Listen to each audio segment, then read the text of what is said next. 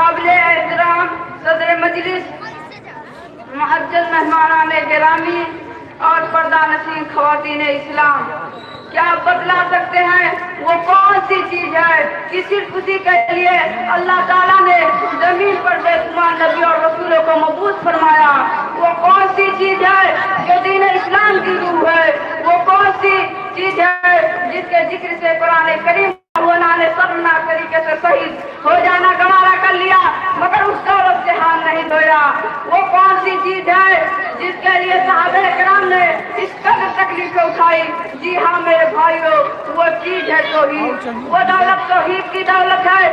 دنیا میں جتنے نبی اور رسول آئے سب کی بعثت کا صرف ایک ہی مقصد تھا کہ اللہ کے بندے صرف اسی ایک اللہ کی عبادت کرے، اس کی عبادت میں کسی کو شریک نہ کرے۔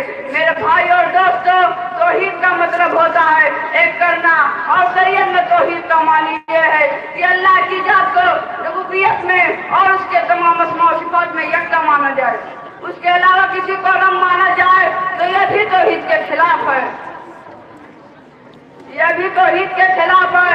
اس کے علاوہ کسی کا رب مانا جائے تو یہ بھی توحید کے خلاف ہے، اس کے علاوہ کسی کی عبادت کی جائے تو یہ بھی توحید کے خلاف ہے، اور اس کی صفات اس کے ناموں میں اسی معنی میں رکھتے جس میں وہ اللہ کے لیے استعمال ہوتے ہیں، کسی اور کے لیے استعمال کیا جائے تو یہ بھی توحید کے خلاف ہے۔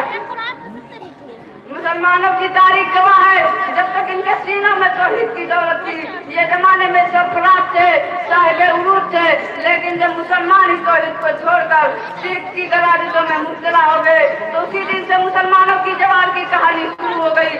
علامہ اقبال نے کہا تو تھا کہ توحید کی امانت سینوں میں ہے ہمارے، توحید کی امانت سینوں میں ہے ہمارے، آسان نہیں مٹانا نام و نشاں ہمارا۔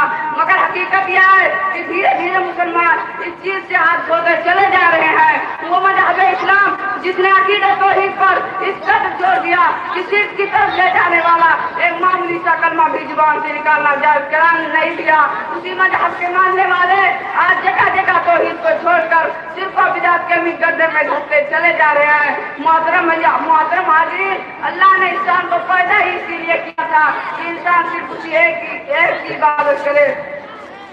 ارشاد ربانی ہے، وَمَا خَلَقْتُ الْجِنَّ وَالْإِنسَ إِلَّا لِيَعْبُدُونِ، میں نے جنات اور انسان کو صرف اپنی عبادت کے لیے پیدا کیا۔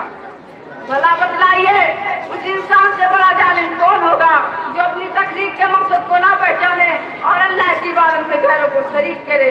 میرے بھائی اور دوستو، آئیے اس توحید عقیدہ توحید کی عبادت کیجیے۔ نماز میں ہر مسلمان اپنے رب کے سامنے یہ اقرار کرتا ہے، ایاک نعبد و ایاک نستعین، اے اللہ ہم تیری ہی عبادت کرتے ہیں اور تجھ ہی سے مدد مانگتے ہیں۔ مگر کتنے افسوس کی بات ہے، کتنے ایسے مسلمان ہیں جو اپنی عملی زندگی میں اللہ سے کیے گئے اس اقرار کو بھول جاتے ہیں اور غیروں سے اپنی امیدیں وابستہ کر لیتے ہیں۔ میرے بھائی اور دوستو، آئیے ہم عہد کریں کہ اس قیمتی دولت عقیدہ توحید کی حفاظت کریں گے۔ اللہ نے ہماری پیشانی کو معزز بنایا ہے، اسی کے آگے جھکائیں گے، اسی غیر کے آگے جھکا کر اس کو ذلیل نہیں کریں گے۔ سارے مشرق کی شعر کے ساتھ میں اپنی بات ختم کرتا ہوں۔ توحید تو یہ ہے کہ خدا حسن میں کہہ دے، توحید تو یہ ہے کہ خدا حسن میں کہہ دے، یہ بندہ دو عالم سے خفا میرے لیے ہے۔ وآخر دعوانا ان الحمدللہ رب العالمین۔ السلام علیکم ورحمۃ اللہ وبرکاتہ۔